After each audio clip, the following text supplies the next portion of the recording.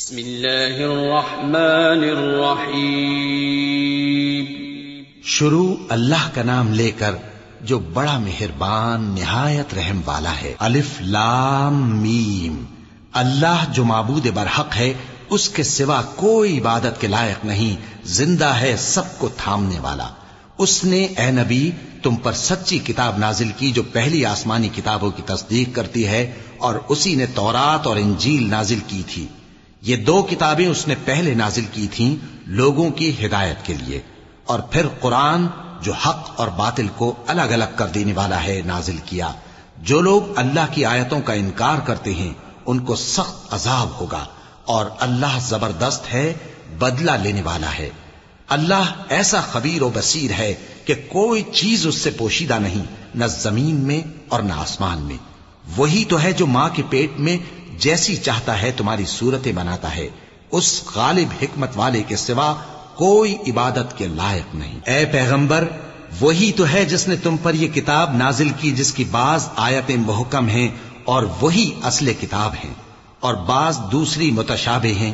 تو جن لوگوں کے دلوں میں کجی ہے وہ متشابہات کا اتباع کرتے ہیں تاکہ فتنہ برپا کریں اور مراد اصلی کا پتہ لگائیں، حالانکہ مراد اصلی اللہ کے سوا کوئی نہیں جانتا۔ اور جو لوگ علم میں گہری نظر رکھتے ہیں وہ یہ کہتے ہیں کہ ہم ان پر ایمان لائے۔ یہ سب آیات ہمارے پروردگار کی طرف سے ہیں، اور نصیحت تو عقل مند ہی قبول کرتے ہیں۔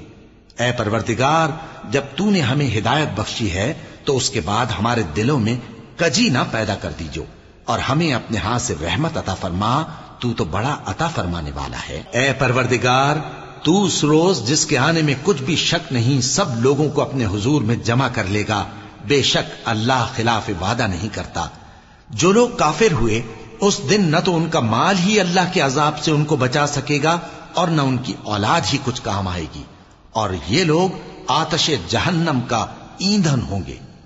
ان کا حال بھی فرعونیوں اور ان سے پہلے لوگوں کا سا ہوگا جنہوں نے ہماری آیتوں کی تکذیب کی تھی، تو اللہ نے ان کو ان کے گناہوں کے سبب عذاب میں پکڑ لیا تھا، اور اللہ سخت عذاب کرنے والا ہے۔ اے پیغمبر، کافروں سے کہہ دو کہ تم دنیا میں بھی عنقریب مغلوب ہو جاؤ گے اور آخرت میں جہنم کی طرف اکٹھا کیے جاؤ گے، اور وہ بری جگہ ہے۔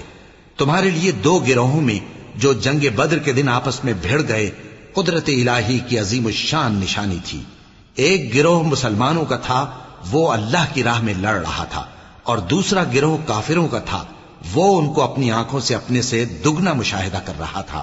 اور اللہ اپنی نصرت سے جس کو چاہتا ہے مدد دیتا ہے۔ جو اہل بصارت ہیں ان کے لیے اس واقعے میں بڑی عبرت ہے۔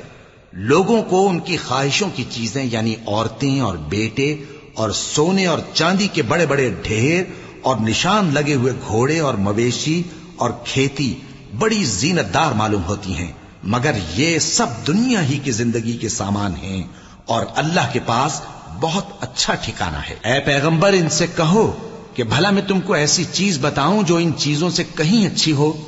سنو، جو لوگ پرہیزگار ہیں ان کے لیے اللہ کے ہاں باغات بہشت ہیں جن کے نیچے نہریں بہ رہی ہیں، ان میں وہ ہمیشہ رہیں گے، اور پاکیزہ بیویاں ہیں، اور سب سے بڑھ کر اللہ کی خوشنودی۔ اور اللہ اپنے سب بندوں کو دیکھ رہا ہے جو اللہ سے التجا کرتے ہیں کہ اے پروردگار، ہم ایمان لے آئے سو ہم کو ہمارے گناہ معاف فرما اور ہم کو دوزخ کے عذاب سے محفوظ رکھ۔ یہ وہ لوگ ہیں جو مشکلات میں صبر کرتے اور سچ بولتے اور عبادت میں لگے رہتے اور نیکی میں خرچ کرتے اور اوقات سحر میں گناہوں کی معافی مانگا کرتے ہیں۔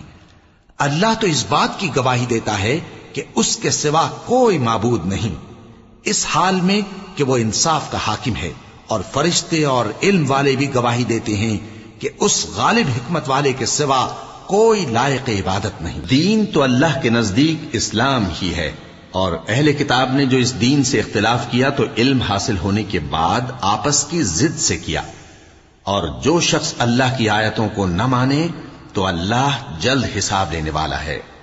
اے پیغمبر، پس اگر یہ لوگ تم سے جھگڑنے لگیں تو کہنا کہ میں اور میرے پیرو تو اللہ کے فرمانبردار ہو چکے، اور اہل کتاب اور ان پڑھ لوگوں سے کہو کہ کیا تم بھی اللہ کے فرمانبردار بنتے اور اسلام لاتے ہو؟ بس اگر یہ لوگ اسلام لے آئیں تو بے شک ہدایت پالیں، اور اگر تمہارا کہا نہ مانے تو تمہارا کام صرف اللہ کا پیغام پہنچا دینا ہے، اور اللہ اپنے بندوں کو دیکھ رہا ہے۔ جو لوگ